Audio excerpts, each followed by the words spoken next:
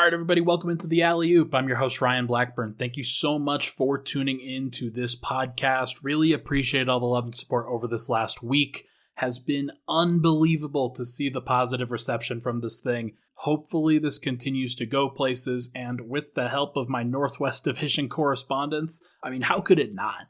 We've got some heavy hitters here. We've got Brendan Vogt of DNVR Sports covering the Nuggets. We have Dane Moore of the Dane Moore podcast covering the Minnesota Timberwolves. We've got David Brandon of Daily Thunder covering the Oklahoma City Thunder. We've got Danny Marang of 1080 The Fan and the Jacked Ramsay's podcast covering the Portland Trailblazers. And we've got Tony Jones of The Athletic covering the Utah Jazz. Really excited for this group. Should be a lot of fun. Please make sure to rate, review, and subscribe if you tune in. If you like what you see, go subscribe on the YouTube channel as well, where we'll have all of this content in individual team form. Really appreciate it. Thank you so much to everybody who has subscribed and listened so far. And without further ado, here is the Alley-Oop. Run, 2-on-1. Green the finish.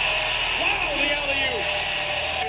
Turn the corner. Inside! He made use of Nurkic's screensaver. Here comes Murray. Alley-oop to Gordon. Oh, what a play! Well, if you've heard of me, then you've probably heard of Brendan Vogt over at DNVR Sports. We are obviously pretty linked at the hip, both having worked at Denver Stiffs previously. Brendan's an old friend, and we have had plenty of journeys together over these past couple of years. Brendan, how you doing, man? Good to see you. Good to see you too, man, and good to be back in it's preseason. We won't say on season, but I think you can feel it a little bit. We're ready to do what we do, Ryan, and that's cover the Nuggets. It's going to be fun, and I just think that when you come off of an NBA championship, obviously we have so much experience knowing how this stuff goes in all of the franchise history, but I wasn't expecting the generally positive vibes that have since persisted for the Nuggets. It seems like everybody's pretty ready to go. Tell me, what do you think is currently the most interesting thing about the team right now coming off of this title? Well, the starting five is coming right back, and that's rare. So you just start there. Historically, it's been very, very difficult to repeat for a long list of reasons, many of which apply to Denver, but turnover is not one of them, at least at the starting lineup level. Where things get interesting is the turnover in the second unit, and what you can maybe sort of start to view as a two-timeline approach from Calvin Booth.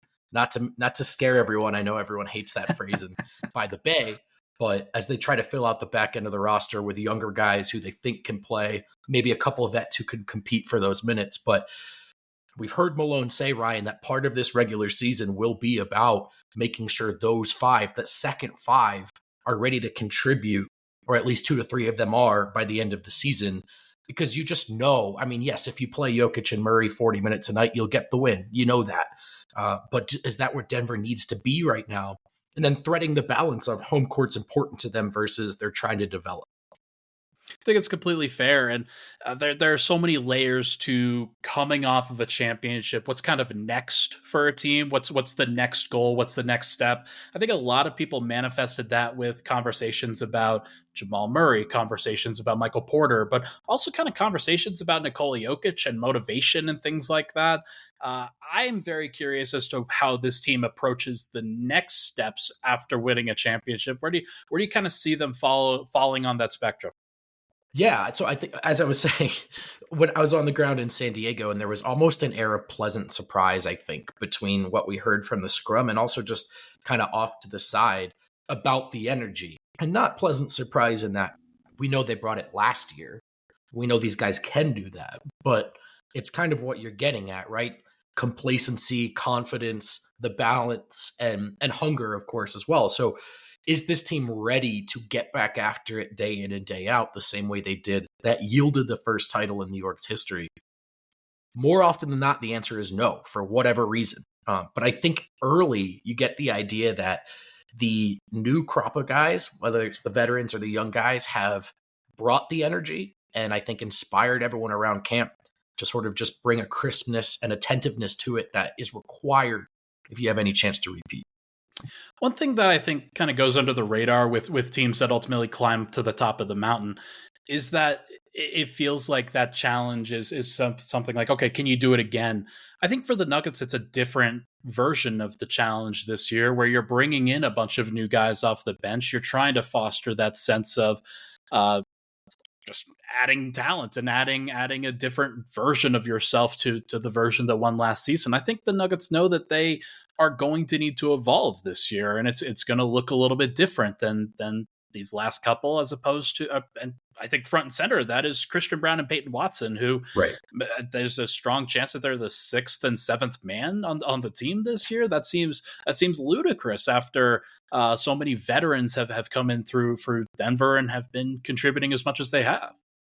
Right. Bruce Brown, I think you could argue, an essential part of a title, but it may be also replaceable. And that's with respect to Bruce Brown. It's not one of your top 3 players you've lost. So with where Denver's cap sheet is and the confidence they have in that top 5, it sort of becomes, can they develop the next Bruce Brown? I mean, obviously there's hope for Reggie and Justin Holiday, but that was a lightning in a bottle signing, I think, catching a guy at the right time for the right price. And going forward, you're not going to get lucky like that every year. And we've seen teams try to patch it together around their stars, LeBron maybe being the ultimate example. Sounds like Calvin wants to go a different direction. Can they develop the next layer, right, of guys behind that, guys they can trust to be a part of the culture and play the right way, knowing that their role won't be starting? And so that's where they're at now. As we said earlier, though, Ryan, balancing that against they're not guaranteed this title or this 1 seed or this top 4 seed, and they have to go do it every night still. And there's a good point to be made there. Like, the starters are still the starters. They're going to play 30 to 35 minutes at least every single night, and definitely into the playoffs. And what the Nuggets are actually looking for off of this bench is these small contributions to a larger collective. And I think you mentioned the 2 timelines approach with Golden State.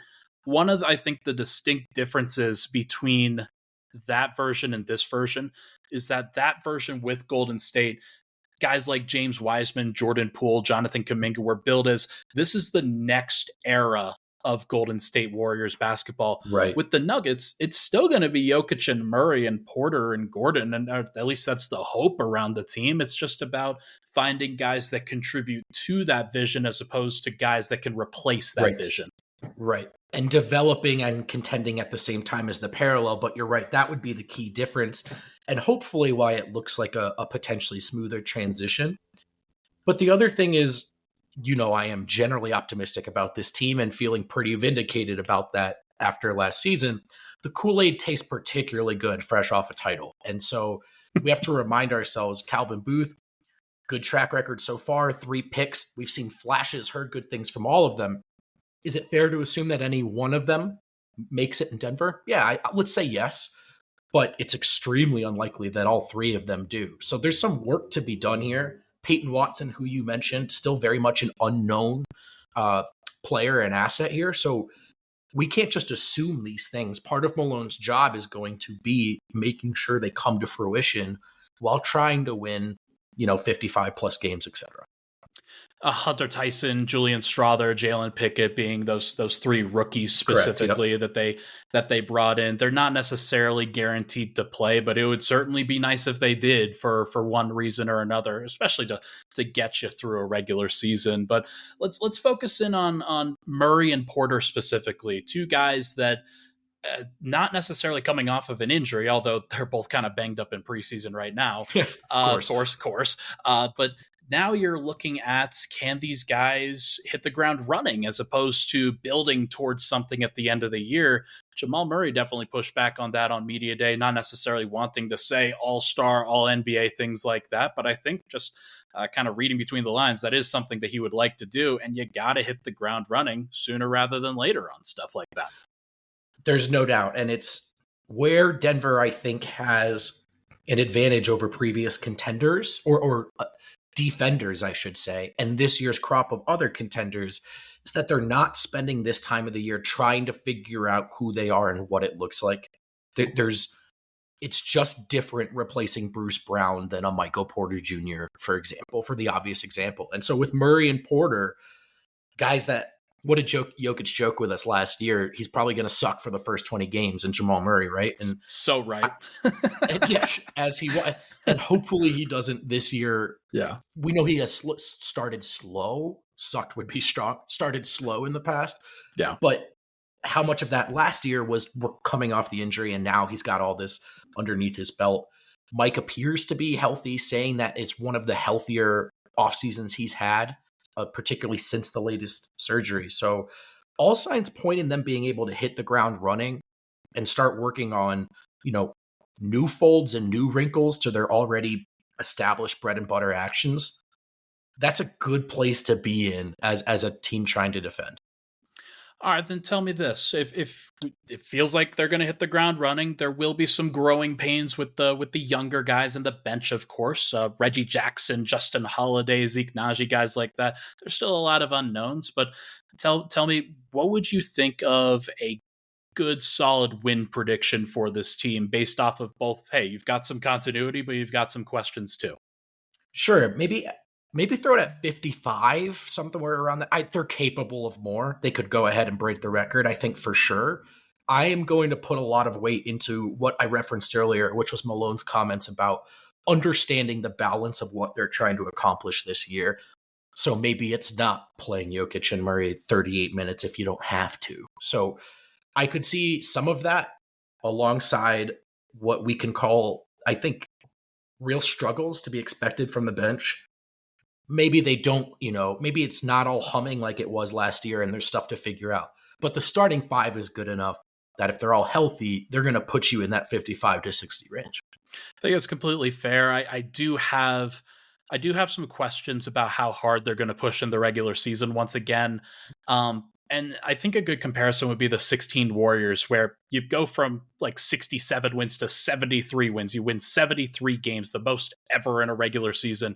And then you're gassed by the playoffs and Steph's hurt. And you've got a lot of things you have to figure out in a playoff run. And I just think that Denver and basically every NBA team at this point has learned a little bit more from those kinds of experiences. And right. So I've got Denver winning only 52 games. And the reason for that is, hey, you're going to have some times where Joker misses a game. You're going to have some times where Jamal and Mike miss games. And I have a little bit of questions as to the actual vision of what's going to happen with those young guys. And when it's not just when Peyton Watson has to start or Justin Holiday has to start, it's then what happens behind them and kind of the void that opens up. So I'm going to put it at 52. And also just because the West is so competitive this year, there are like 11 to 13 teams that think they're going to be in the playoffs.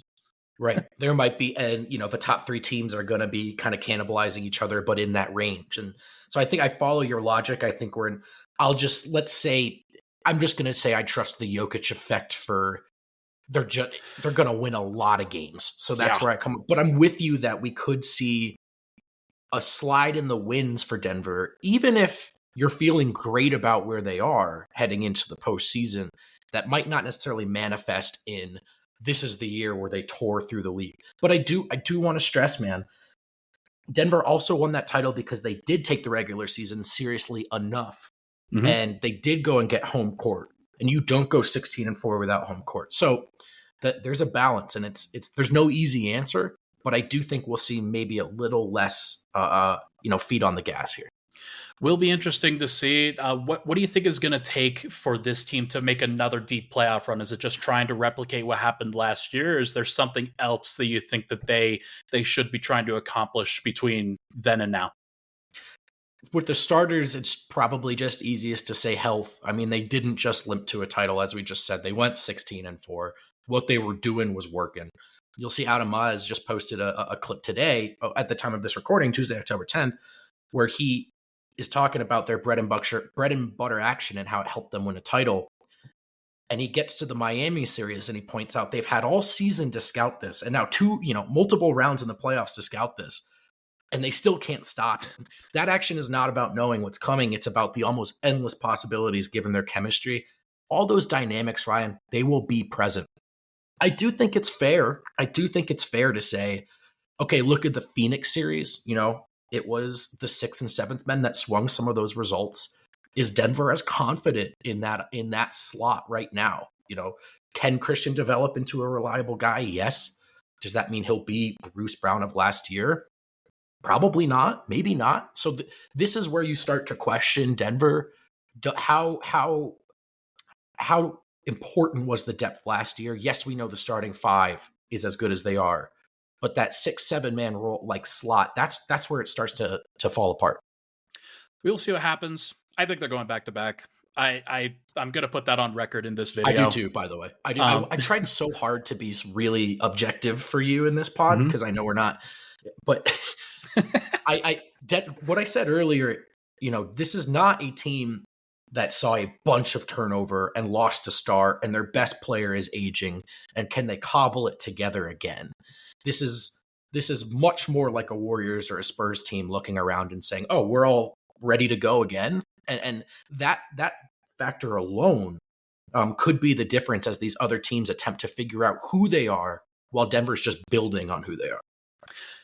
Great place to build. Great place to build with Jokic and Murray specifically, but there are lots of layers to how Denver can continue to get better with their starting group and with their bench group as well. So should be awesome this year. I'm looking forward to covering it with you, Brendan. He is Brendan Vogt of DNVR Sports. Make sure to check out all their work over there and all the amazing coverage that goes on here locally.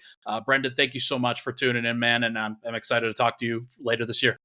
Happy to do it, man. This should be fun. I'm happy to answer Nuggets questions for you, and I'm sure that you're happy to have a little break and just be in that seat for once. So, love it. Thank you so much. All right, I'm here with Dane Moore of the Dane Moore NBA podcast. He's covering the Minnesota Timberwolves and does a fantastic job of it. Dane, thank you so much for hopping on, man. Really excited to hear about the Wolves coverage this year. Yeah, man, I'm excited to do it. I feel like our paths in Nuggets and Wolves world have been crossing for a few years now, and your arrow has been ascending, and the Wolves stay weird, but we're, they're kind of in the middle. Like, I mean, we're going to talk about it. I think like the Wolves are going to be a very competitive regular season team this season, and kind of honestly in the arc that the Nuggets were with Tim Conley, where it's kind of incremental year over year. But I always stay jealous of you and all my other Denver friends just thriving in the mountains. Well, we've been having a great time, but I gotta say, man, Minnesota, for as much turmoil as they suffered last year, and as distinctively painful as the Towns Gobert pairing was for various points, on the other side of it, you get a summer, you take a step away, you see Anthony Edwards kind of break out a little bit on Team USA, but also in the playoffs the previous April. And it has been interesting to watch kind of the tone around the T-Wolves change, where you start to look at the roster. This is a talented group. Yeah. I mean, that hasn't been at doubt. I don't think that was at doubt going into last season either. It's the question of how much does the talent cannibalize itself, right? And it's not as simple as just Cat and Rudy. What ways do they get in each other's way? It's how that incorporates with Ant, how that incorporates with the nitty gritty stuff. Like, they played a completely different style of defense before Rudy got here, and you need to reacclimate to that, and all these different things. So there's talent to be a good team here. It's about how the group of guys mesh together to find like a functional mean, right? Of like how night to night. I mean, one of the biggest things for me is just like, how night to night can you impose that size? They did that. They won so few games last season because they were big, and they still won 42 games. So how do you make it so when you're playing a lot of these more middling teams that you can impose that size to rack up regular season wins? And I'm feeling significantly more confident about their ability to do that this season than I was a year ago, because quite simply, I think it's just something that takes a lot of time. No, and that's completely fair. And at the beginning of this last year, they had D'Angelo Russell kind of captaining the ship and kind of going back and forth with Anthony Edwards. And there are some definite struggles there in terms of integrating different pieces and seeing the court and making things work. And you make the midseason trade, acquiring Mike Conley, Nickeil Alexander-Walker.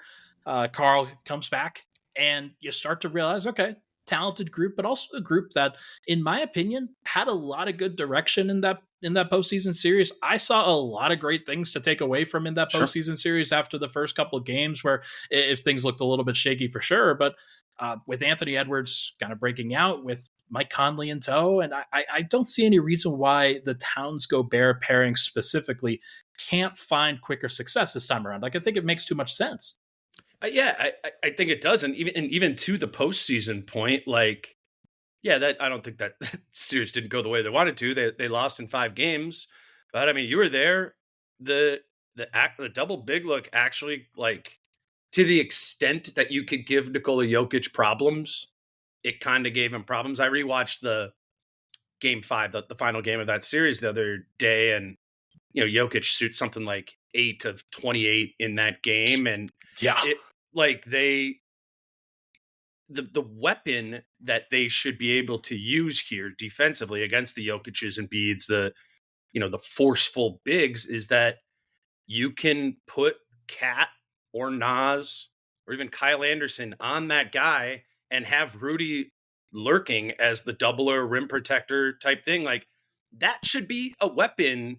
And again, the only time we ever saw that be a weapon was in the postseason series against Denver and against Jokic, the highest of bars for that to be a weapon against. And they didn't really have a chance to be able to, lean into that, figure that all out at any point earlier in the season due to the injuries, due to everything being new. But I think there's a lot of ways. Again, that's a perfect example of being able to impose that size and give teams this look that is a problem to them, when last year being big was a problem to the Wolves, right? Right. Like, getting rid of that, like, they just got boat raced in transition all the time. And honestly, that's probably going to happen some again. But can you, like, find more of that balance where you're imposing more due to your size versus getting exposed because of your size? So that's the story here, right?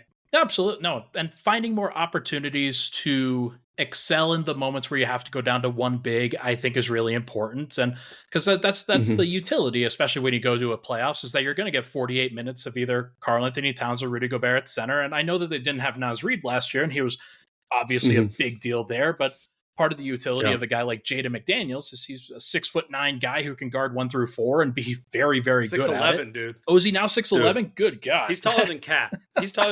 I've been saying that for like 2 years. The dude's taller than Cat. He's just Holy cow. I mean, that was another thing from that series where, like, and you mentioned Nickeil Alexander-Walker. I think he did a good job on Jamal Murray. He did a great job on Jamal Murray. I was very impressed. Yes, but Jamal Murray still had like 35 in game 5, and he was making tough shots, as Jamal does, and that's his skill set is, he's going to be able to get tough shots off of the guys that are guarding him. Nikhil's like Jamal's size, though, right? Maybe Nikhil's like 6'6". Was Jamal like 6'4"? Yeah, he's 6'4", 6'5"-ish. I mean, and so what stood out to me rewatching that is Jamal's just hitting all these difficult shots. He's getting a shot off over Nikhil. And you're like, you can't be mad at Nikhil. They're tough shots. But I wonder if that's Jaden McDaniels in that series, how many of those times Jamal just doesn't shoot there because Jaden might actually block it, or it's going to be even more contested than Nikhil did. That's overall just like a intriguing point, I think, with the Wolves this season, is just that the emergence of Nickeil Alexander-Walker at the end of the season allows you now to have 2 really strong perimeter defenders, where for the past 3 years it's been Jaden and nothing that could guard somebody. No, I think that's I talk about their top 8, and you've got Conley, Edwards, McDaniels, Cat, Gobert, and then Kyle Anderson I have as their 6th man, Naz Reid, Nickeil Alexander-Walker. Those are the 3 guys that I'm thinking of off the bench, and that's an 8-man rotation that is loaded. And as long as you get everybody going the same direction, I don't see any reason why this team shouldn't win way more games than they won this last year. Now, in a packed Western Conference, there are reasons to believe that they might be a little bit tempered expectations, but it probably comes down to Ant, right? Probably comes down to Ant and the levels that he can reach as a superstar. What do you think is the next step for him in that regard? So it's an interesting concept here where and we've been talking to Chris Finch about this in training camp, of instilling more structure into the offense. Sure. Finch is like your classic like flow guy, right? Like that's he believes, and I kind of believe this too, like the most optimized offensive basketball lacks some structure and plays more on feel and movement, right? And I think a mistake of Chris Finch last season was leaning too far into that idea of flow, because Rudy came from such a structured environment in Utah, right? Probably the most structured environment. Yeah. So that's jarring for Rudy. And so they've now come to this conclusion. We need to have more structure in our offense, at least at the beginning of possessions, more play sets, more pick and rolls, more just guided offense. And I think that is definitely the move for the group, right? The interesting thing is, how does that impact Ant? How can Ant function and be this high volume, high usage stud within a more structured offensive setup? We've seen that work, obviously different places, but Ant's been playing for Finch, freelance flow, fast break for a long time.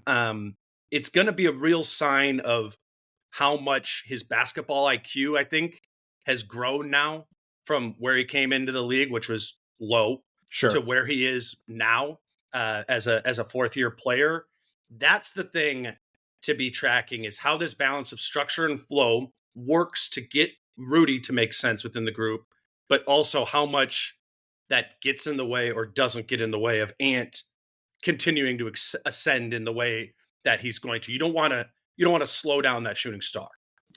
There are some reasons to believe that even if he isn't as like tip-top shape in the regular season with the actual structure, there are some guys that can really help with that, though, like a Mike Conley, like a Karl Anthony Towns, just running some pick and pops and things like that. Kyle Anderson's going to be great running some pick and rolls, a 6'9" guy. And then even Naz Reid, somebody you could dump the ball into, or hell, I saw the highlight of him reverse dunking after like catching the ball in the corner. Like, he's that a freak. is disgusting. Yeah. That was insane. So there's a lot of reasons to believe that this team should have a higher record than what I'm about to predict for them. But I've got them at 46 wins and tied for 6th in the West, which that's fair.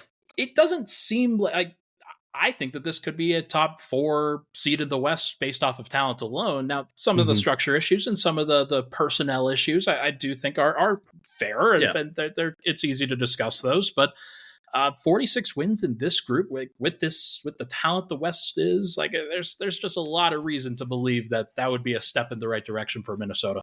So can I ask you just how, and I think this is an important part of any of the like win total over under conversation, is like defining what we think the 1 seed and even like the 8, 9, 10 seed like looks like. I'm assuming you have Denver for the most wins in the West. Actually, I've got Phoenix as the team with the most wins. I've got Phoenix at 53, Denver at 52, Memphis at 3 at 48. So would, if I have Minnesota at 46, they're in a group of 5 teams from 3 to 7 that are 46 to 48 wins. It is impossible to distinguish between which of those teams is going to break out. It could just as easily be Minnesota, and Minnesota could just as easily be 7.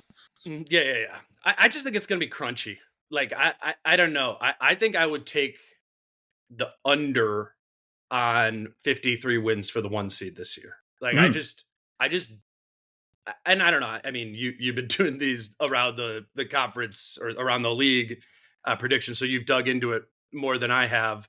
But it just strikes me in the West as a lot of parity, like good parity though, right? Not like a bunch of like mid teams, like a lot of good teams that become 44, 45, 46, 47 win teams because there's so many of them. And I think that's even true at the top. Like I'm up there with you on Phoenix. I'm a believer in that.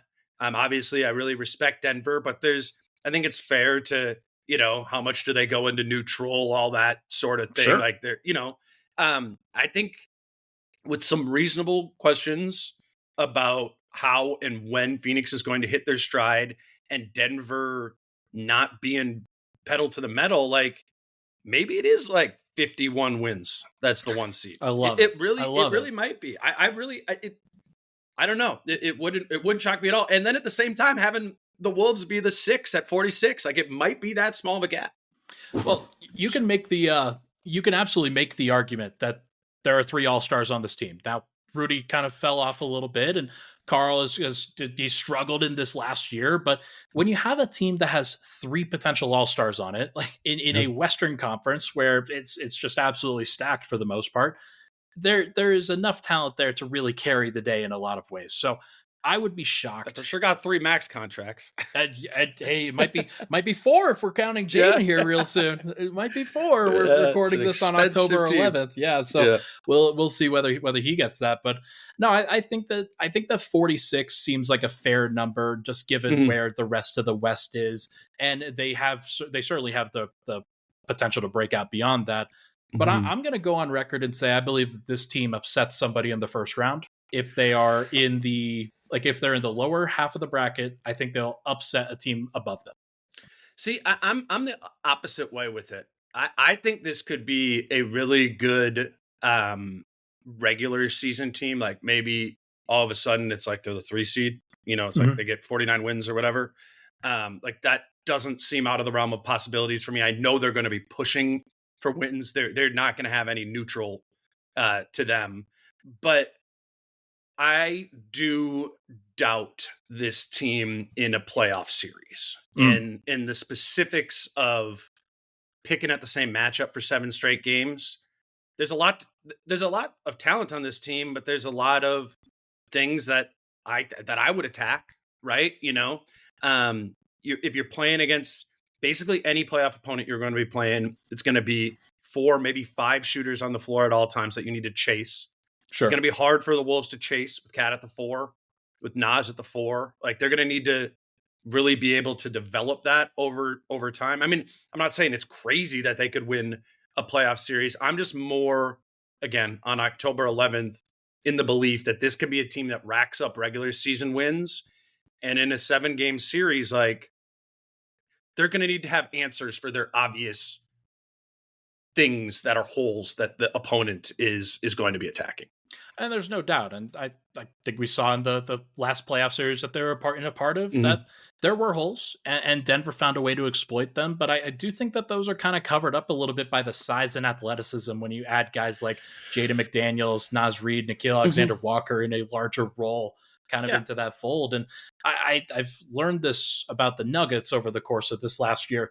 Size does matter, and having a big starting unit, having a big group that is very athletic and very versatile, skilled bigs. That's what it is. It's like it's making your like that Aaron Gordon can initiate the offense, right? And then that Aaron Gordon can kind of like simultaneously serve as like a straight dunker spot 5. Like what can your that's the thing that the Wolves are peddling, right? Is we got 2 bigs. We're going to have 2 bigs on the floor almost at all times in Cat, Nas, and Rudy.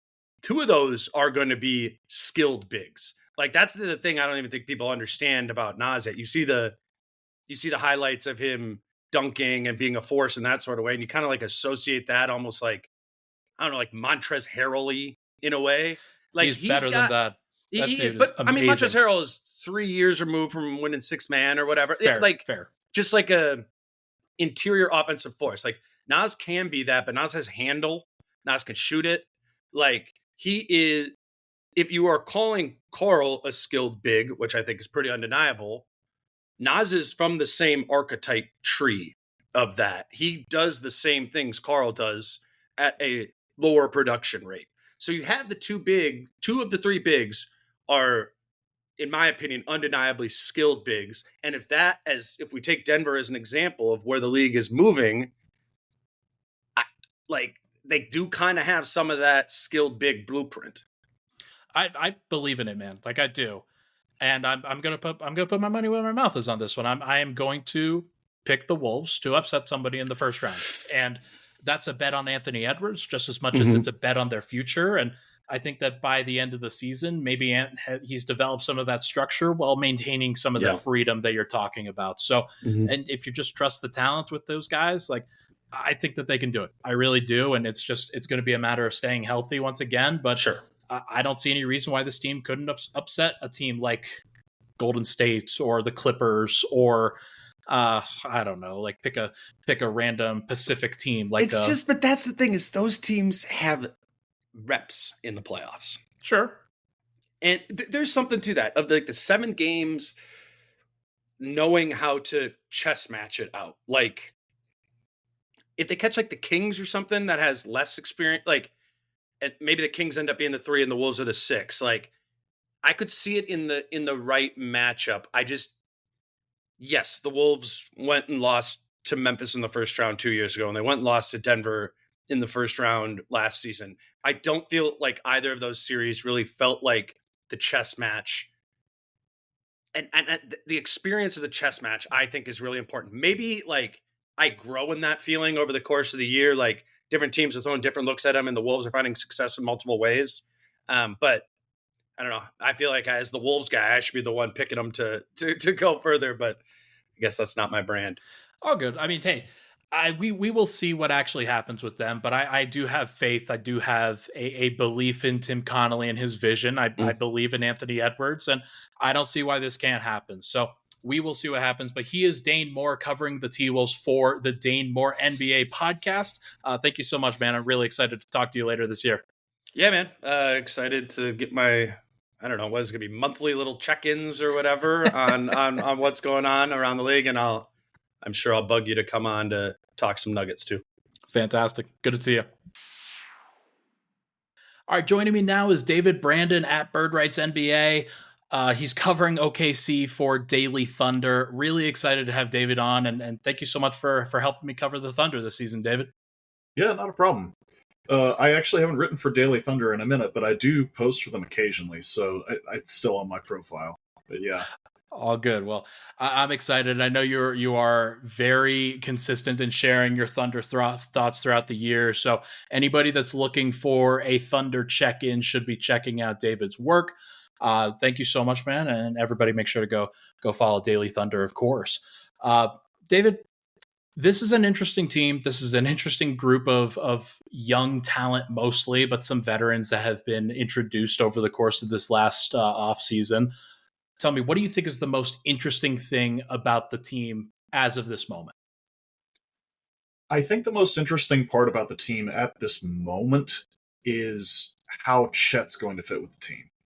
That's the big question this year. I think Presti kind of talked about this in his kind of preseason conference. They want to see how pieces fit together. Sure. Shai Gilgeous-Alexander is obviously the center of the team. Then you have some of the young guys like Josh Giddey, J-Dub, Holmgren now. They're sort of in the process right now, like they were in the early days of Thunder U, back with Jeff Green and Durant and Westbrook, where they're trying to figure out how the pieces work together, who's here long-term, who's somebody you build around, who's somebody you maybe trade. And Holmgren's central to that because he's the guy, they've got their hopes pinned on him as, maybe the other young dude to be Shai's running mate, and it's really going to be interesting to see how he works with the other guys over the course of this year. Yeah, I'm fascinated to see it. Obviously missed the entire last season with the foot injury that he sustained. But I am so looking forward to seeing that after being drafted second overall, I believe. Tell me, is he going to start at power forward or center? Because I'm very curious as to the direction that they go. Obviously, OKC has been a smaller team. They've trended smaller over the course of these last couple of seasons. Is Chet going to play the 4 or can he physically handle the 5? I think they're going to play him at the 5. I mean, they played Muscala at center last year. They played the other Jalen Williams at center last year. There were points where I think they had Kenrich Williams guarding the center last year. Yeah. And Kenrich is not a big dude. He's not center. I mean, he's a big dude, but he's not center size. So it's really going to be interesting to see, but I think Holmgren starts at center. But position-wise, I mean, the Thunder just generally have a bunch of 6'6" to 6'9" guys that can kind of flex a little bit in terms of where they guard. So it's hard to say, yes, center, but does he, who does he guard? In some matchups, he might be guarding the center. In other matchups, they might, cross match or something like that. I don't know. So yeah, I think he starts at center. Mark Daigneault has obviously mixed and matched and been willing to try a bunch of different things since arriving. And so it may not be the traditional center or power forward kind of mix like we're talking about. It could just be throw out a bunch of 6'6" to 6'9" guys and then put Chet in there and see what happens and try to condense the floor as much as possible, especially on the defensive end. This team has obviously shown that they are capable of that, winning 40 games this past season. But tell me, so SGA made the leap last year. There's a chance that he makes an even stronger one this year and kind of vaults himself into that true superstardom. Beyond him, though, who would you consider a pillar of this roster? Because I like you talked about at the outset, that seems to be one of these other questions where the team is still trying to figure that out, not just the fans. Yeah. I mean, it's Shea, and then I think they're hoping for Chet. And it's hard to say past that. I know they like Wallace. Don't know where he's going to fall on that spectrum yet. He's a rookie. He hasn't played yet. Giddey and Jalen Williams, Jalen Williams, J-Dub, they call him. Yep. Those two guys are kind of have been kind of the 2A and 2B behind Shea the last season. And it's hard to say which one.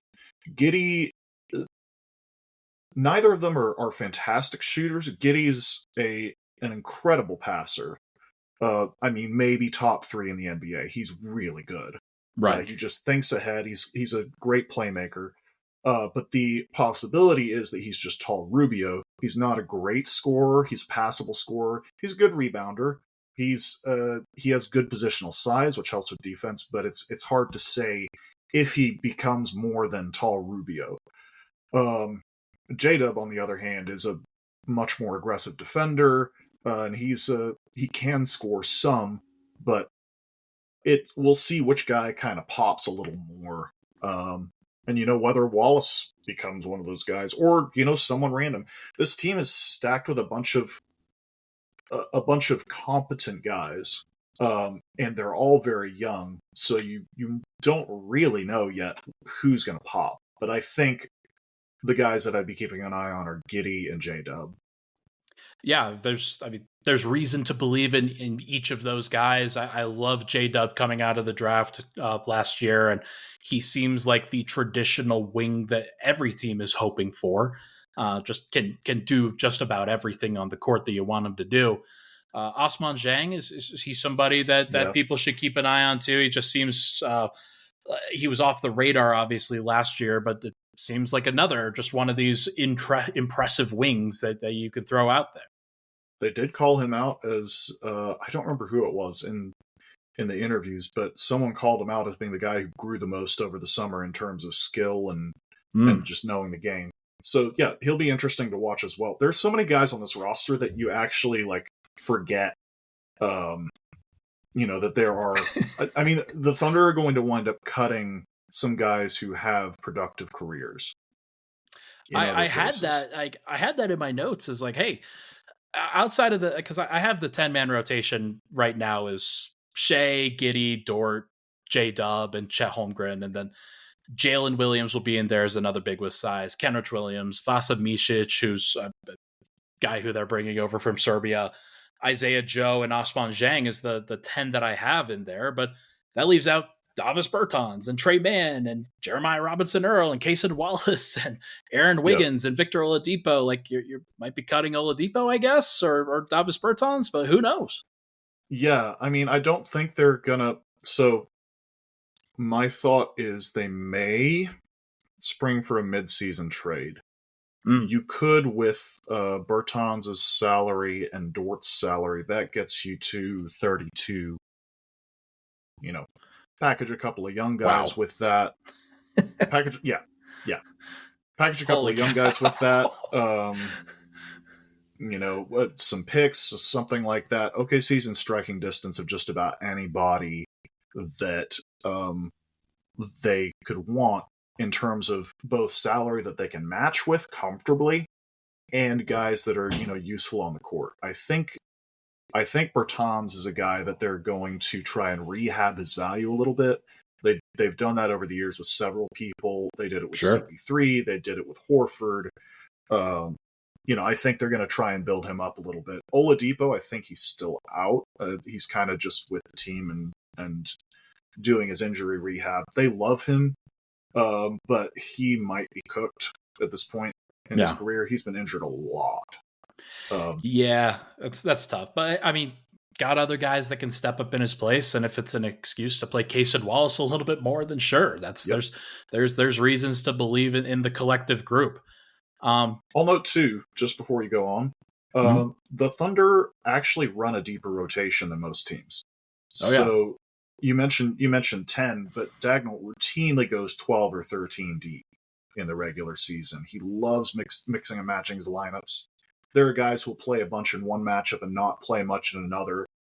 He's very flexible with that. So I don't think it's as big of a concern as it would be with some other teams because he loves doing his little plug and play thing with a lot of guys. But yeah, it is still a concern. I'm curious to see how it goes. I there's just so many different elements to this team that could go one direction or the other. Vasa Micic and a couple of other guys, kind of more veteran options. Does this team need a vet in the room, or they seem to still kind of have their heads on straight? Like I just recorded the Houston Rockets preview, and they needed some other guys to come in and really figure some things out and help them with that. But Vasa Micic may or may not play a ton, but still seems like a guy that they're going to try to feature at least a little bit, right? Yeah, I think he'll play. I mean, they paid him all that money. They better play him. Fair. They paid the contract buyout and his his contract, so I would presume he will play. They haven't had a real backup point guard. They didn't last year. Man is he's an undersized, kind of catch fire guy. He's a spark plug. Either he's on or he's not. Right. And he's not really a guy that you want as the primary guy running the offense. So I think Micic will play a fair bit. All right, well then, hey, give me a win total prediction for this team. They win 40 games last year. I'm very curious to hear where your head's at, just because I think that this might be a year where the actual record doesn't change as much, even if the development for this team goes through the roof. Agreed. The middle of the West is just really good. I feel like we say this every year, but the West is a bloodbath. Even there's going to be a team or two that has injury issues or just random chemistry stuff and drops out that we can't foresee right now. That always happens. But you look at the top of the West, I don't think that's changing a ton. You look at the middle of the West, I think a bunch of teams got better. I don't think most teams got worse. Sure. So the Thunder win total, I think, is probably going to be around 40 to 45 games. I'll say 45 just to be on the higher side. But I think it's going to be a season of kind of figuring out what they have, and then next year, when they're comfortable with, okay, these are the guys that we had, here's who we want to keep, here's who we want to cut or trade, then they leap. So we'll see, but I think around 40 to 45 is probably reasonable. I love that. I have them at 42. I think that that's the right call. There's no reason to believe that this team got worse. Chet, I think we'll see what they actually do with him and whether there's enough insulation around him in case he's sat a few games here or there. But no, I think that this group is going to be very fascinating, and the internal development will be real, even if it doesn't really translate into wins immediately. What would it take, though, if this team did pop, if they were Like, because I've seen some people predict that OKC wins 50. I've seen some people think that they jump into that upper echelon of playoff teams. So what would it take for that to happen in your estimation?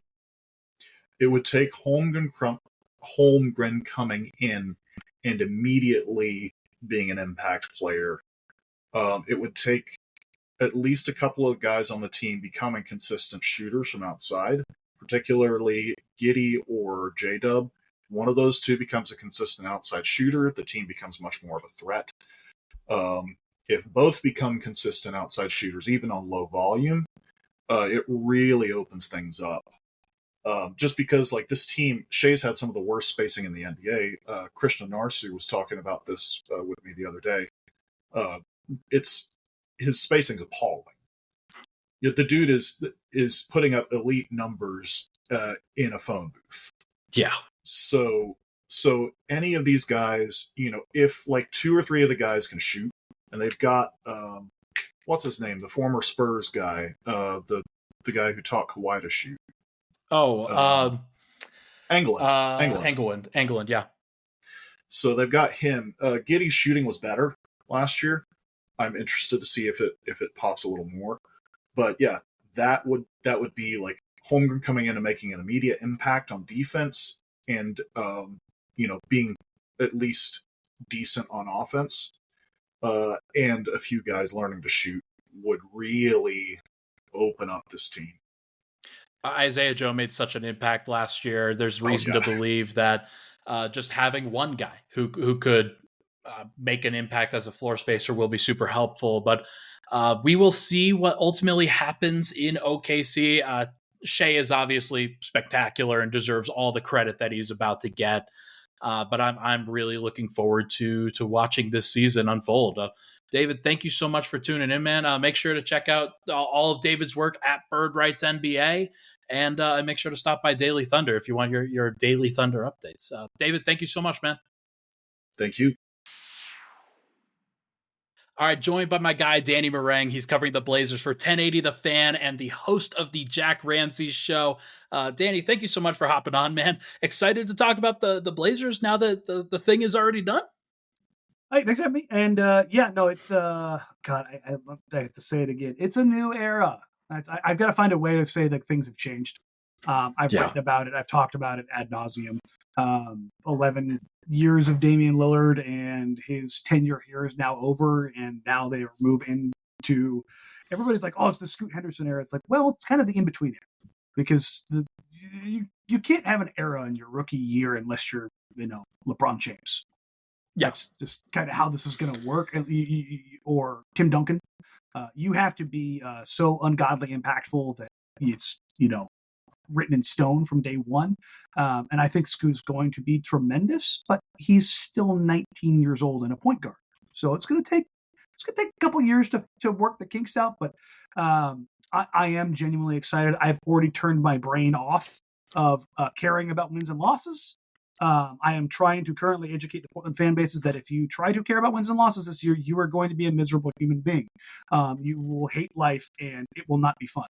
Instead, care about development and the small wins on a night in January where you watch a young guy put something together one night and then forget how to do it in the very next game and then go do it all over again 14 more times. Because in Portland, and I know people want to say, you haven't won anything. You never won a title since 77.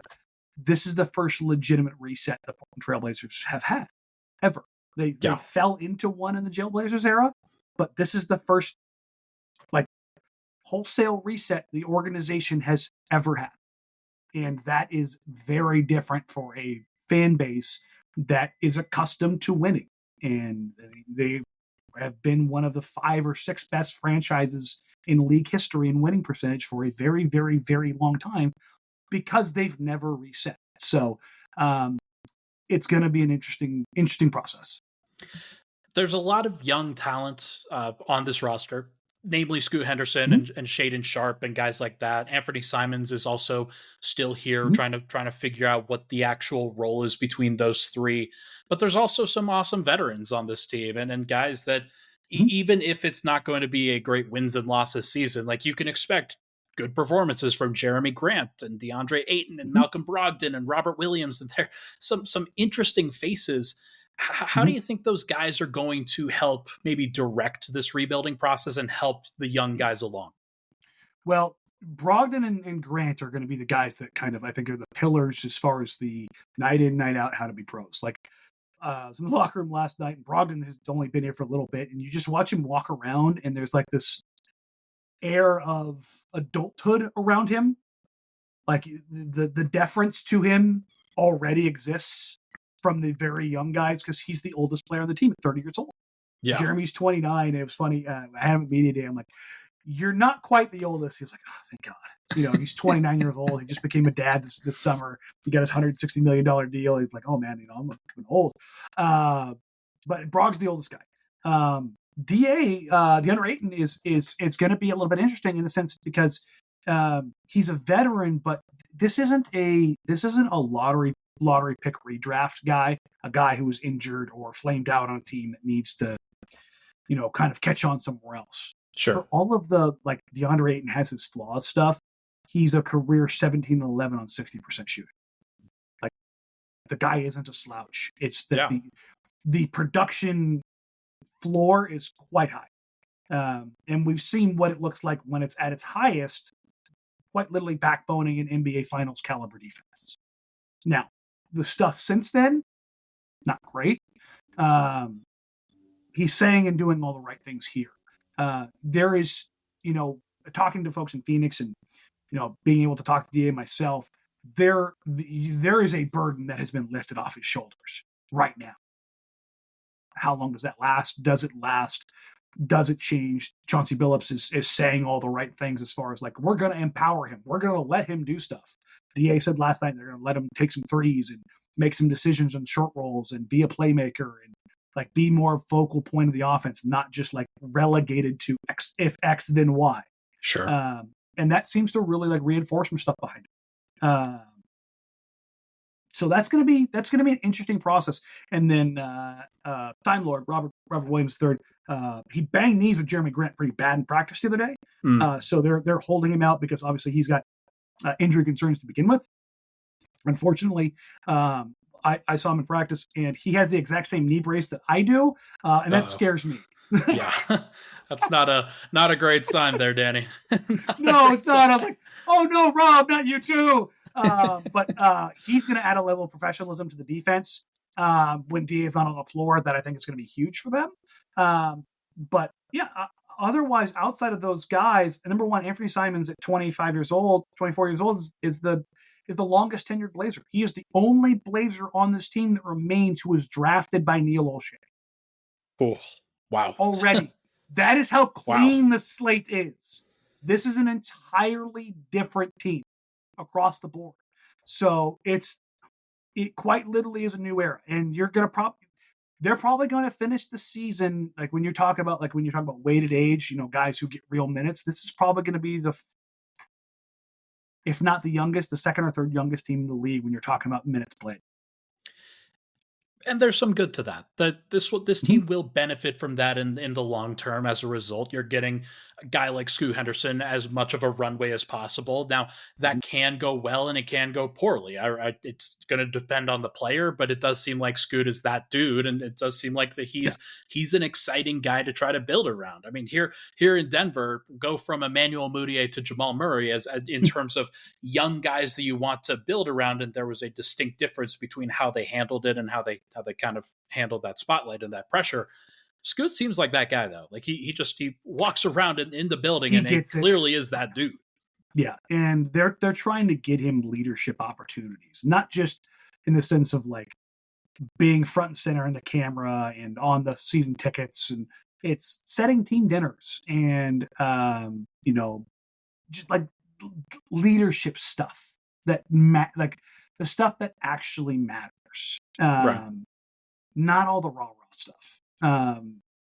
But he has to earn all of it. He's not being given anything.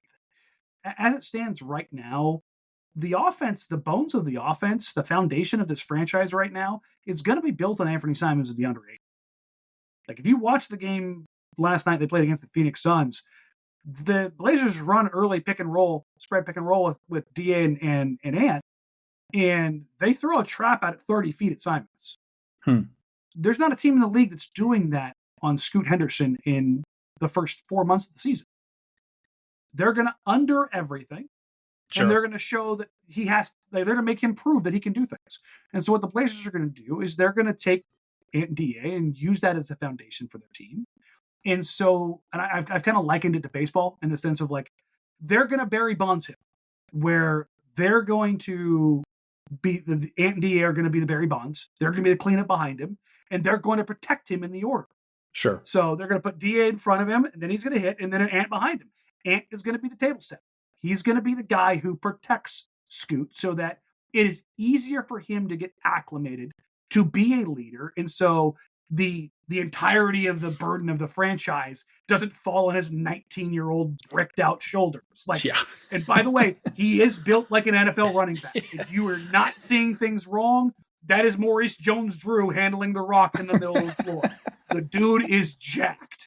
Just if he's one of those guys who's like, remember LeBron coming in the league and like, oh, he's big for a kid. Now we look at LeBron and go, LeBron was skinny as a kid because you have like it's skewed. Like if Scoot gets his man body at like 24, 25 and he gets any bigger, you're just going to be like, why is Marshawn Lynch running the offense? Like it's what is happening here? Like his superpower. Everybody's already kind of compared him to Westbrook and Ja and Rose. He's not that level of athlete. He's bursty. Don't get him wrong. His superpower is his balance. He's never off balance. It happened last night. Nobody really saw it because it's a preseason game, and Shaedon Sharpe threw a pass to him that was too far out, and he went up. I'd use a Denver wide receiver to mention here, but you guys don't have any. Not so I'm going to go. Sorry, Broncos fans. I'm a Raiders. He went up and high pointed it like Calvin Johnson. Yeah. Like falling away. It was a bad pass. He just one hand stuck his giant dinner plate paw up in the air, falling backwards midair, grabs the ball and redirects it, rips it 20 feet cross court to Jeremy Grant, and then gently lands on the floor. Jeremy missed the three, of which I accosted him for that because you can't have a play make like that and miss the shot. But the play itself was so obscene. The body control was so obscene to not only get to the ball, to catch the ball, to redirect in midair and while falling down, throw the ball with accuracy to Grant.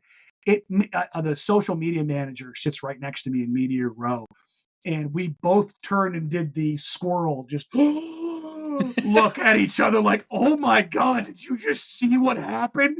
Content. Yeah, exactly. Yeah. He looks at me, he goes, God, Jeremy. But like, he's been bumped already, like on a few drives where like he should have gone over, and there's zero change. He's so strong and so under control. You're going to see him make plays that you go, that's not normal. But he's also had 6 turnovers last night because for the first time in his life, he's playing against guys that are better than him. And so there's going to be this constant contrast all season long. But that's what's going to make the season fun. And it should be fun. And like what I'm imagining in my head is this team being such a great, interesting league pass darling for a lot of people because they get to see Scoot Henderson. They get to see Shaedon Sharpe jump out of the gym. You get to check in on DeAndre Ayton. You get to see, hey, what if they play Ayton and Robert Williams together? How's that going to look? And things like that. Like there's some intrigue to this group. And I think that watching the early development of Scoot Henderson will be a lot of fun for a lot of people, as well as Anthony Simons and Shaedon Sharpe, of course. But like you said, it's going to be a challenge. It's going to be slow, and it's going to take some time. So I've got this team winning 26 games. I'm not like it's going to be pretty low in terms of the actual number. You know what? I gave them credit for having a strong front court. I went 24, so hey, I mean, people here are mad at me, and I'm like, really? Like Are you looking around the Western Conference right now? Like, I think just it has nothing to do with like this Blazers team is not going to be like process 76ers bad. But the only team in the league that is going to be dog water are the Wizards. Yeah. That's it. And you only play them twice. So, okay, you got 2 wins this year. Where are you getting the other 24? You get to play the Eastern Conference 30 times if you're the Blazers. So yeah, but even at the bottom of the East, like even the younger teams, even the Magic, they're going to make a leap. Like sure, yeah. The Hawks is as much as Trae Young is frustrating. Quinn Snyder is going to have them playing good basketball. Like you run through stuff.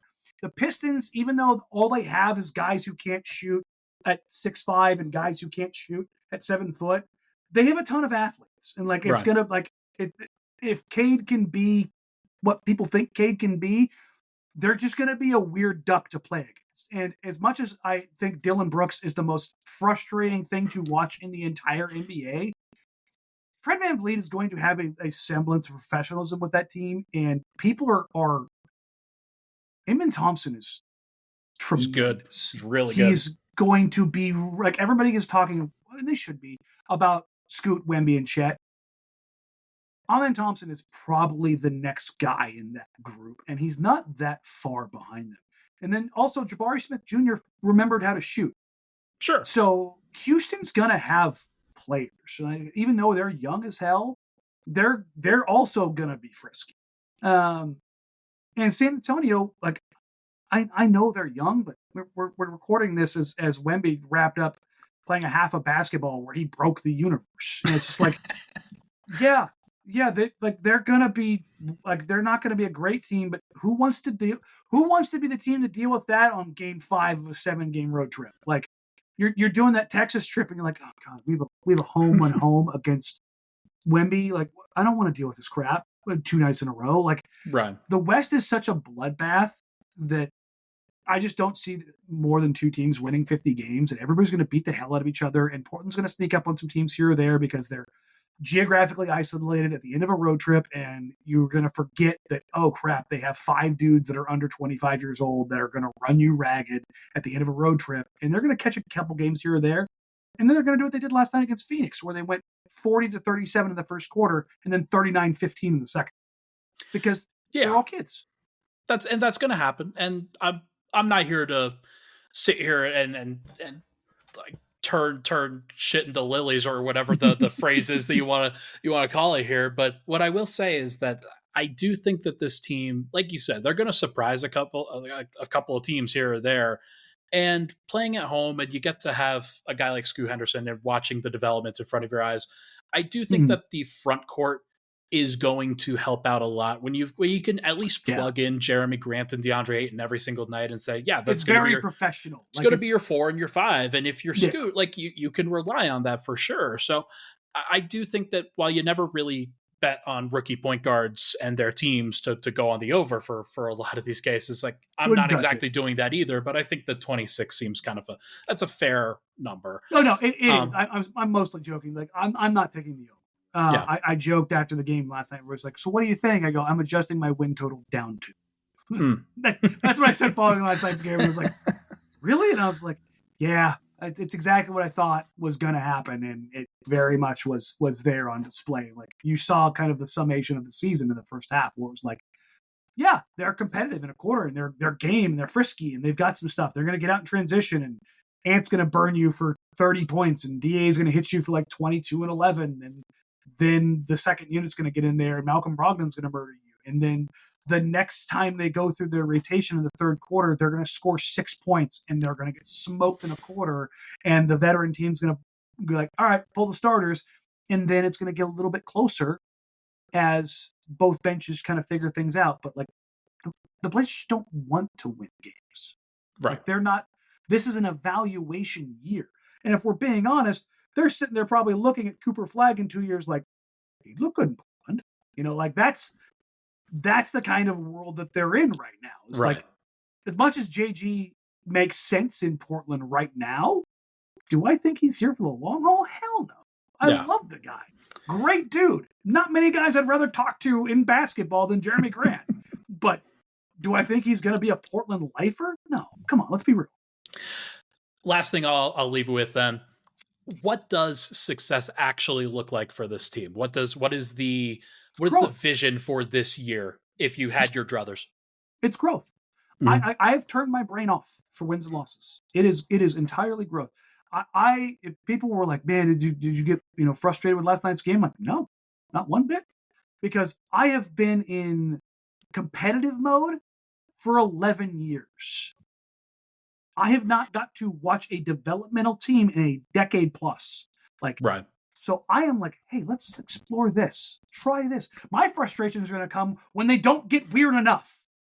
Like that's like, I'm gonna get in like January. I'm gonna be in Chauncey, like, hey, bringing him lineup data. Like, hey, have you tried this? You want to try? I want to see what this looks like. Kind of throw me out of his office, kind of a deal. Like that's what it is for me. That's success for me. Is like, and the thing that I asked Chauncey Tuesday night when they took on the New Zealand Breakers pre-game. I was like, so how do you measure success this season? How do you? What are the mile markers? And he's like, it's different with this team. Sure. Because right now, like, he's like, I'm going back to the basics. And he's like, it's a little tedious. And he didn't mean it like disrespectfully. He's like, I have to remember that this is not Damian Lillard and Jeremy Grant. Like, it's not Norman Powell. It's not CJ McCollum. It's like, it's not a group of professional veteran players. It's mostly kids. Like, as good as Scoot is going to be, Damian Lillard came into the league as a rookie, as the leading scorer in the country, who was the best pick and roll point guard scorer we'd ever seen. Nobody had a question. Can Damian Lillard effectively run an offense from day one? No, we didn't have that question. We don't have that question per se with Scoot in the sense of like, is he going to be good? Because everybody believes he's going to be. But where is he at on the scale? Because he's 19 as opposed to 22 or 23 years old, like Dane.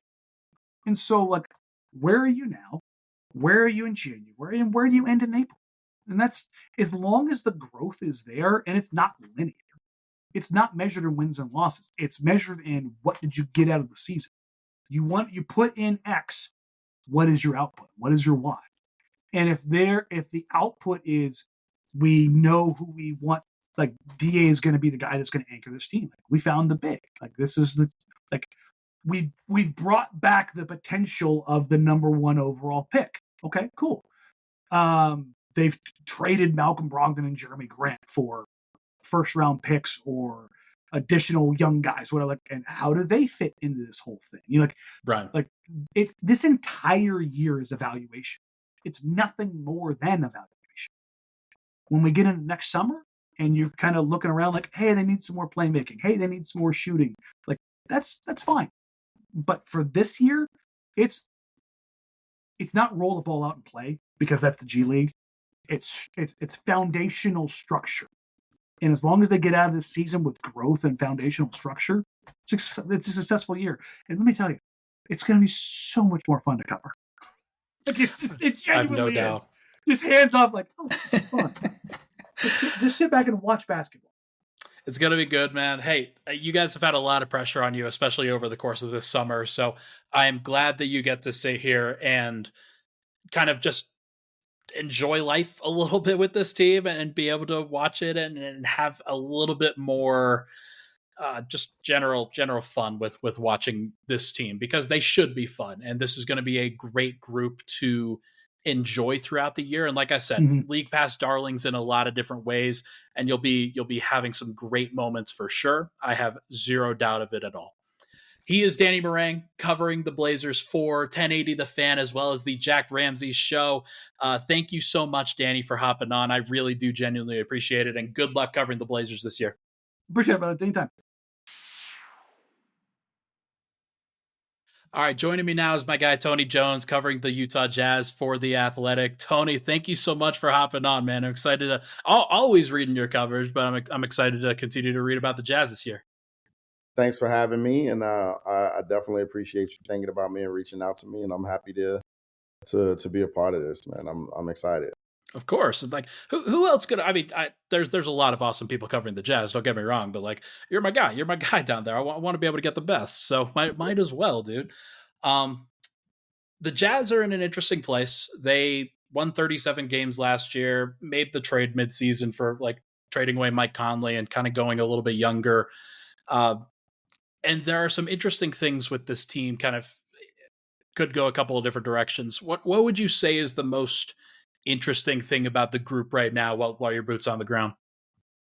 I think the most interesting thing for me is that they are right now kind of like a sailboat without a rudder. I think, in my opinion, that they have one of the best front courts in basketball. I think Lauri Markkanen, Walker Kessler, and John Collins and Kelly Olynyk. I mean, you look at the size, the length, the athleticism, the versatility, and the skill sets of those guys. I mean, in my opinion, there just aren't that many front courts out there. But then you look at the ambiguity at the point guard spot, and you look at, the fact that we're less than 2 weeks in, and we're less than 2 weeks away from opening night, and we just kind of really don't know who's going to not only start at point guard, but close games at the point, have to take the lion's share of minutes at the point. And it's a huge thing that the Jazz, need to figure out, not only today, not only in the next 10 or 11 days leading up to the regular season, but, as the regular season starts, the first 20 games, the trade deadline and, and beyond that. So I think that it's just kind of fascinating, the contrast of, the Jazz being set in some places and being very unset in some other places. Yeah, Lauri Markkanen, major breakout last year, kind of continuing some of the good stuff that he did in Cleveland. John Collins, Walker Kessler, Kelly Olynyk, like that's a great mix of talent in the front court, as you mentioned. I could make an argument that there are 4 different players that they could start at point, that they could go with Colin Sexton, like who they've been starting in the preseason. They could go with Jordan Clarkson, or they could go with Keontae George, or they could go with Chris Dunn. Like I think you could make an argument for any of those guys, and I'm not sure what they can also 5 players, because they can also go with Taylor Horton Tucker. Oh, just like big wing point guard style. Like that's an interesting take. I hadn't heard. Oh man, 5 guys, and like, is there a great option among that bunch for you? Like who would you start if it were up to you? I'm not going to say that. I'm not going to say who should start if it were up to me, because I'm not going to campaign for this, because Sure. I think legitimately it's that much in the air. And the thing that I will say is that we still have as much ambiguity now as we did at the beginning of training camp. I will say that there hasn't been one guy that stepped forward and played, so above the rest that, it's right there. I still think that everybody's just kind of bunched in together and on the same tier right now. So what I'm confident in saying is that Keontae George is the future of the position. He's the guy that has star level upside, like legit star level upside. He's the guy that the Jazz, want to be starting, whether it's sooner rather than later, or whether it's somewhere down the line this year, whether it's next year. But all 5 of these guys, they do things that, are good, and they do things that are not so good. Like, Chris Dunn is by far the best defender of the bunch. Keontae George by far has the most natural talent of the bunch. Taylor Horton Tucker bends the defense off the dribble better than anyone in the bunch currently. Colin Sexton is the best in transition of the bunch, and Jordan Clarkson, if you just put the ball in his hands, he's going to score. He's going to get you 20 points a night. I don't think it'll be Jordan Clarkson, just because I think that he's that much of a 2 guard, and that the Jazz need him, scoring enough that that's probably going to take him out of the mix. So I do think that your starting point guard is going to come from one of the other four guys. It's a wild, that's a wild thing to be waiting on when you're in camp and in preseason. And I mean, we're recording this on October 13th. The season for the Jazz is 12 days away. Like there's not a lot of time left, and it might have to go into the regular season in order to figure something like that out. And that could be frustrating for a lot of people, but we'll see how it breaks down. You mentioned how the front court is kind of set, how the front court is kind of like, you know what that group is going to look like. How does that evolve? Because I think that there are still some weaknesses within that front court where you play so big, and there are some things there are some teams that you could do that against and be perfectly fine, but there are some teams where they'll try to spread you out and they'll work sometimes and not work some others. So is the vision going into it still going to be Markkanen, Collins, Kessler? Is that the starting group that they're playing around with, or is it going to be maybe some ambiguity there as well? No, I think that's probably going to be the group. That's the group that's been together for most of training camp and both preseason games. I will disagree with you a little bit. The funny thing about them is that Collins and Markkanen are both athletic enough that they can both guard on the perimeter. So, it's one of those things where, unless you're, a really, really elite team on the ground and off the dribble, I don't know that having Markkanen and Collins on the floors and trying to spread them out is really, I don't want to say the way to go. But I think that, those two can hold up well against that. And, obviously Kessler is really good protecting the rim, like elite at protecting the rim. So, the weakness for them, in my eyes, isn't what a team trying to take advantage of them defensively. I think it's a team trying to take advantage of them offensively. Sure. Because I do think that the weakness of Markkanen and Kessler and Collins, that group, is the ability to put the ball on the floor and have self-creation on the offensive end. So in relation, some of their production, I'll take Markkanen out of that because I think that he's gotten to the point where it doesn't matter who's on the floor, he's going to produce anyway. But Sure. Some of their production of those guys are going to be tied to the point guard play. So we get right back to that original issue. Last year when Mike Conley was on the team for 40, 45 games, 50 games, it wasn't so much of an issue because Mike Conley is, one of the best playmaking point guards of this generation, of this era. But now you have Taylor Horton Tucker and Colin Sexton, and you have the inexperience of Keontae George, and you have Chris Dunn, who's an elite level defender, but not an elite level passer. So how is that going to tie in to the production of the front court? Can they get those guys the ball where they need them? So the two things are going to come of that. Number one, I think your point guard long term for this year is going to come from the guy who fits best with the front court.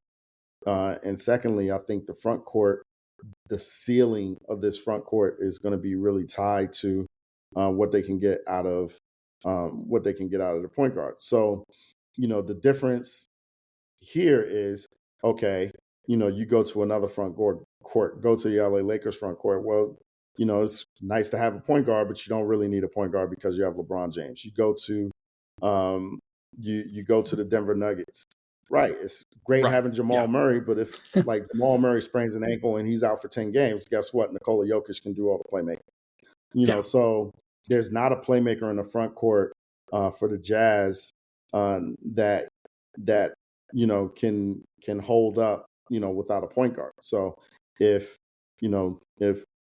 whoever's Utah's best playmaker from that backcourt position goes down for a sprained ankle for 10 games, then, the Jazz are going to have some issues there. Is that Lauri's next place of development, maybe, like, because he has a similar profile to guys that are elite play finishers, whether it's as a shooter, as a scorer, as a driver. Like, he's a good play finisher, but he has struggled at times to get other guys involved and really drive the offense in that way. Could he take on some of that playmaking responsibility and be a weapon as tall as he is in that regard? Yeah, I mean, the hope is that he can develop that part of his game. I think the bigger hope for the Jazz is that he develops as a closer, because right now he has the profile of being the second best player on a championship level team. So part of his profile from going from that to potentially being the best player on a championship team is being able to close games out, being able to get you buckets in the last 5 minutes of games off the dribble, against the loaded defense, against having, a primary defender, and then having one guy, on your left and one guy on your right and another guy playing weak side. Can Lowry develop that part of his game in the last 5 minutes of the game? So I think that's the bigger, hope or worry for the Jazz.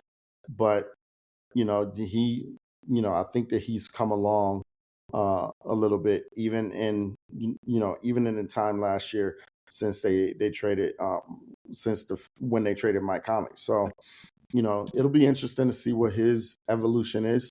I watched him in Seattle against the Clippers, and the Jazz were basically kicking the ball all over the arena, and Lowry Markkanen still came out with 13 and 6 at halftime without really touching the ball as much. So he's developing to a point where it kind of doesn't matter who's on the floor around him, he's going to get his. But can he get his when it really counts? We will see. That's going to be an interesting factor. And like you said, very much tied to the point guard play and very much tied to just being put into a position to succeed. I do think that the coaching staff has done a great job of having these guys put into good positions, at least initially. And we'll see whether they can continue to push that way. Will Hardy, I really like as a coach. All right, let's do this then. What would you predict them to win?